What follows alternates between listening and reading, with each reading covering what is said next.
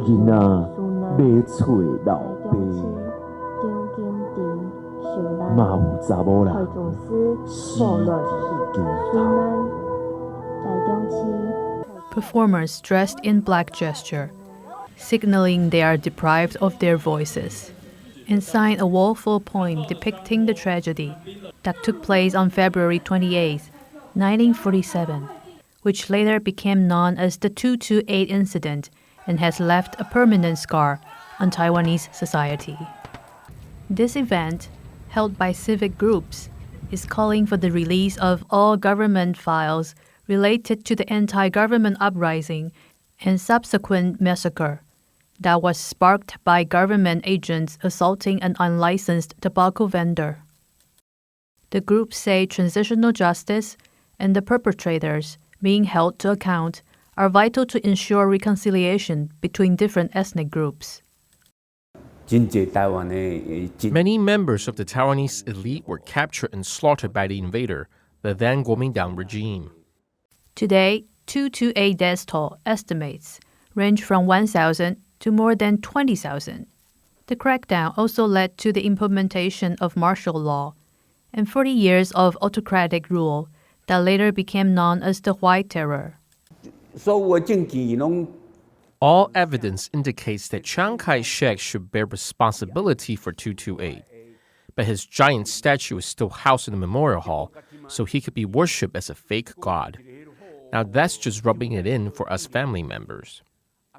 Many consider the removal of the statue as a crucial element of the reconciliation process, but their demands have so far been met with government inaction. There has not yet been transitional justice for 228. And as long as the Chiang Kai-shek statue is still there never will be. It's still just there, wasting taxpayers' money. How can this be justified? But to some academics, the issue is not that clear-cut. Did Jiang send troops, impose martial law, and implement a reign of terror? Of course. These are generally accepted facts. But at the same time, some credit him with safeguarding Taiwan during the Cold War and for managing to keep the CCP forces at bay with the help of the United States. He has his legacy and his faults. So as with many historical figures, Jiang showed duality. Wu emphasized that transitional justice was a delicate matter and should be handled carefully. Transitional justice has often played out as one part of society harming another, no matter which society you're looking at. Regarding Taiwan, the Kuomintang came from China, and many Weishengren came with it. So there are different groups involved in transitional justice, meaning conflict, friction, and differences are bound to arise.